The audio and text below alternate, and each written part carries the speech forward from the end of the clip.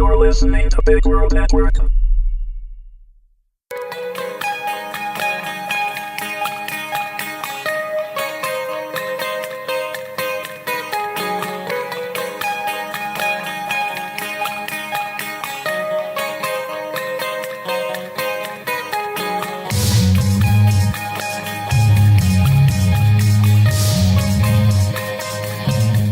Inner Harsh.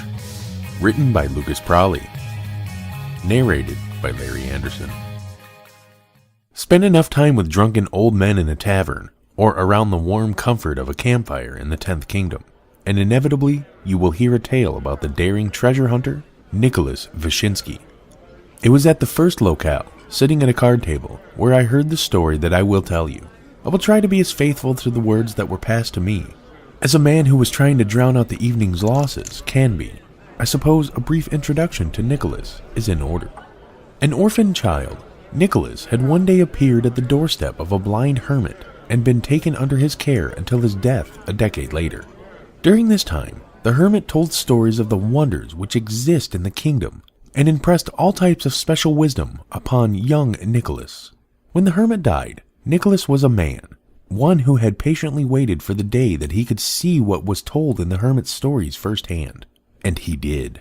In the east, Nicholas probed through billowing black caves filled with shimmering stalactites and luminescent fish to find the lost sword of Galgameth. Nicholas rode across the great southern plains hunting tiger badgers the size of a bear with his bow. Proceeds from the pelts paid for enough whiskey, women, and supplies to get him to his next adventure. In the north, he spent months under the exacting heat of the desert sun, riding headstrong camels between precious oases, sharing stories and wine with the rugged people of the sands, beneath a blanket of stars. It was during one of these encounters that our story begins, that and the appearance of a mysterious woman. She rode into camp by horse in the late dusk, against the infinite horizon with its hypnotic emerald glow. The men watched tensely as the bizarre silhouette of the mounted visitor bobbed lazily through the wintry desert wind, and long black tendrils of cloth flapped around her. A man with 2 teeth and 1 eye grabbed Nicholas by the arm and leaned over as if to impart a life-giving secret. With sticky hot breath, he said, "That, my friend, is Lily of Northfell." Nicholas watched curiously as the woman methodically dismounted her horse and tied it next to the others. She had a certain grace about her that Nicholas had never seen before. She approached the fire that the men were all sitting around and slowly unraveled the dusty cloth around her head to reveal large brown eyes outlined with a thick line of green malachite. The scabrous man redoubled his grip on Nicholas's arm and continued, "She might look like the greatest treasure that you ever seen, but she's more like a venomous cobra, twisted around Balfoy's staff and the dark arts she is. Some say she's over 200 years old." Nicholas watched as Lily untied her long silken hair, and it fell innocently around her matchless face. Unbreakable men scrambled around to the opposite side of the fire, and she sat delicately on a newly vacated sack of grain. She made a minimal shooing motion with her slight hand, and the men abandoned the fire completely. All except Nicholas, of course. "So what grand treasure is the legendary Badger Man of the Southern Plains after these days?" she asked Nicholas with a smooth, honeyed voice. Nicholas had gained a bit of a reputation from his tiger badger days. "Nothing in particular. I'm sightseeing. Enjoying the view." Nicholas smiled and motioned up to the limitless heavens with his powerful hands. It was a lie. Strapped to the back of his leg, inside his boot, Nicholas had a map that supposedly revealed the location of the legendary Ruby of Alten, lost for hundreds of years after the siege of Castle Jade. Lily's impenetrable eyes cast back the beating light of the fire. "Sightseeing?" leered Lily. She wasn't convinced. "Tell me, Badger Man, what is the greatest treasure that you have ever recovered?" Nicholas stared into the fire, thinking. There had been many over the years. Jewels that shone brighter than the most brilliant star, daggers that had slain tyrannous rulers and paved the way for more despots, paintings holding the power to move worlds. There were so many that Nicholas could not pick just one. He had been asked the same question many times, and he had provided a different answer on just as many occasions. But for the first time, under the desert stars with the beautiful and supposedly treacherous Lily. He felt compelled to get to the heart of the matter. I don't know, admitted Nicholas as he looked into Lily's enchanting eyes. I suppose the actual objects aren't what I'm really after. It's the trouble getting them. I can tell you much more about the time that I had to accept my own death, give myself to the gods, than I can about any treasure that I have ever recovered. Is that your greatest treasure then? Accepting your own death? She asked. Nicholas contemplated the idea for a moment before answering. No. Then what is? Living, I suppose. Through your own death you can live. It's a combination of events and feelings, constant motion, the triumph of a success along with the despair of a failure, cold rain and sweltering heat, a jagged cut. The moments and objects that I could pinpoint are merely waypoints of a much larger scheme. They are how I exist in the world. Anything else would just be ethereal. You're a wise man, said Lily. I learned from the best, said Nicholas, as he studied the changing depth and color of the burning embers in the fire. What if I told you about a treasure that surpassed anything that you've encountered before? Your greatest challenge, the waypoint of waypoints, said Lily. How would I know that it really exists? That it's where you say it is? Nicholas thought about the fear that had gripped the other men just by being in proximity to Lily. Fear like that was the result of potent action. How do you know that the Ruby of Alten is where your map says it is? Asked Lily. Nicholas tried to conceal his astonishment. There was no way for her to know why he was there. He hadn't told a soul. Because I have cross-referenced multiple sources. They all point to the same place, said Nicholas. They're all lying, said Lily. And how do you know that? Because I have the Ruby of Alten, said Lily, as she reached into a satchel sitting on the ground next to her and pulled out one of the most sought-after objects of the modern era.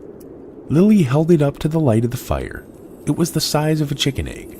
Rose-colored light cascaded around the camp, illuminating the faces of men peering surreptitiously out from their tents and the backs of camels and horses. After a few hushed murmurs in the camp, Lily put the ruby away. Proof enough? Asked Lily, not concealing her amusement in the least. I suppose so, said Nicholas. He tried to feign a cool attitude. In reality, he felt quite exposed. Now, back to the real treasure, said Lily. She reached back into her satchel and revealed a small silver key in the palm of her hand. What do you know about the inner Harsh? She asked, as she handed it to Nicholas. Labyrinth of the soul. I've never met a man that has returned from the inner Harsh, and I've never met a man that has met a man that has, said Nicholas, as he turned the silver key over in his hand. Perhaps you should have taken the time to ask a woman during your travels, said Lily. Perhaps, said Nicholas, although he wasn't quite sure what Lily qualified as at this point. She reached over and placed her hand upon Nicholas's key-bearing hand. Her touch was like a freshly fallen leaf. Take this key into the heart of the inner Harsh, the very center of the soul, and you will find your waypoint, Nicholas Fishinsky, said Lily before removing her hand and standing. Lily stood and picked up her satchel, wrapped herself in her vast black cloak, untied her steed, and mounted it. Nicholas looked down at the key in his hand. Wait! Yelled Nicholas. Lily didn't respond. She simply turned her horse and began drifting into the open desert night. How will I know when I have arrived at the center of the inner Harsh, or if I'm even going in the right direction? Yelled Nicholas after her, not even knowing if she could hear him at that point. There was no answer, and Nicholas watched as Lily faded away with the grace and will of the waning moon above her. The others never came out to join Nicholas near the fire that night, and not a word was said in the pre-dawn morning as they dismantled camp and packed their horses. As much as Nicholas hated to admit it, he had been left with no other choice than to travel west to the inner Harsh and to perform this task for Lily. With the men of the camp watching warily, Nicholas set off for the inner Harsh, the labyrinth of the soul. He rode through the searing heat of the desert and out the revitalizing air of the outer Harsh. Scorched sand turned to stark vegetation, turned to vigorous green forest with discreet villages strewn about, reaching to the base of Mount Needling with her untroubled blue peaks. Nicholas pressed on through all of this, enduring soaking rains, wintry nights, and the occasional disagreeable creature or bandit. Business as usual for Nicholas, subtracting the element of Lily's bidding, of course. There was no sign of Lily, although Nicholas couldn't help but wonder if she was somehow with him or watching him. There was a slight touch to the back of his neck, a twinge of something in his gut that told Nicholas that a presence existed. He had awakened to find the ivory-colored face of an owl soundlessly watching from above on a few occasions, and when he would call out to it, the creature would sail into the cock-crow sky and disappear like a wraith. Up through the spread forest lanes of the outer Harsh and over the stern, flinty face of Mount Needling, Nicholas labored, until he reached the other side and descended into the yawning and arcane inner Harsh. This was new territory for Nicholas. Flatter than the southern plains, the inner Harsh was a continual labyrinth of tall evergreens with their canopy high overhead, and just their straight and narrow trunks aligned row after row. The forest floor was a shadowy enigma with only spasmodic shafts of light delivering any sense of variation and movement. Nicholas could see an unnerving, ill-lit mile one moment, and on the next step, he could only see a few cramped feet. His perspective changed constantly, and what he thought he knew a moment earlier was rendered obsolete in an instant. Nicholas had no idea where he was going, and he believed that he was seeing unknown shapes and visages down these dark lanes and in the corners of his vision with increasing regularity. They were getting closer. The inner Harsh was closing in on Nicholas. At mid-depth, there were the obscure contours of a woman sketched in the inky gray light of a protracted path. Nicholas called to it, his voice touching and echoing from a million contemptuous black trunks, and in a mounting frenzy he ran to it only to find a sickening mix of branches and knots adorning the trunk of a tree. There was another flash of something in the distance, and as the sweeping pall of night lulled the precious sanctums of light piercing through the canopy into darkness, a merciless and growling howl grew. Then there was another howl behind Nicholas, quite near, and yet another to his left. The white wolves of the inner Harsh were surrounding Nicholas and advancing. They were legendary, their stories past since the beginning of time. It was said that the ghostly wolves were trapped souls, slaves of the god of the underworld, Balfoy. They were doomed to wander the 10th kingdom and to search unceasingly for victims in their sleep and deliver them to their master. Even the old blind hermit had warned Nicholas not to go to sleep with tribulation hanging over his head, lest the white wolves snatch his soul up in the night, the boy never to wake among the living again. It was a disconcerting enough tale when Nicholas was a child. Now it had reached a new level entirely, and as the spectral voices of the wolves carried to him from the darkness, Nicholas reckoned that he had more tribulation than he cared to handle. He built a fire and waited with blade in hand for the worst. Nicholas awakened to a face without color staring down at him, one so unvarying that it might have been carved from ivory or ice. It was a new day, and the air was crisp and cool. A pile of ashes was all that remained of Nicholas's fire, and the howling of the wolves had ceased. Nicholas lay on his back and watched the owl for any sign of movement. There was none. Its large, motionless pupils were rimmed with brown, not unfamiliar to Nicholas. He called to it.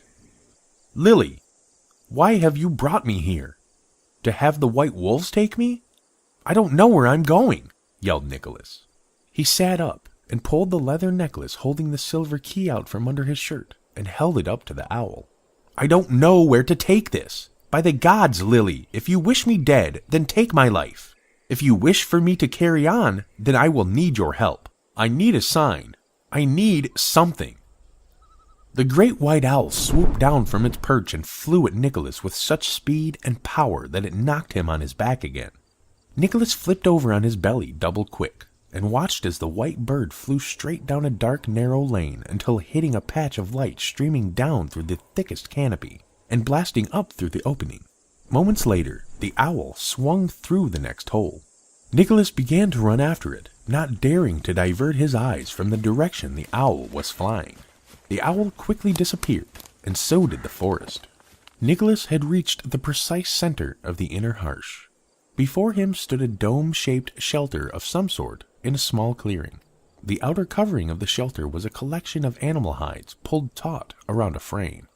He cautiously approached the structure, circled it, and reached out to touch the primitive likenesses of men, caribou, and wolves burned into the hides that wrapped around the shelter in peculiar bands.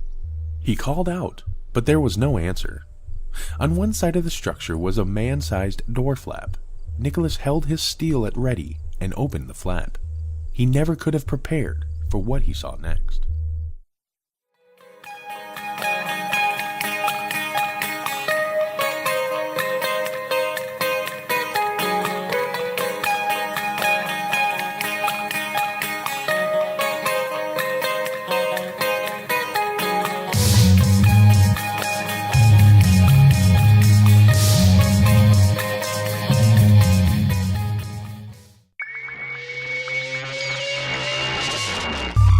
You're listening to Big World Network.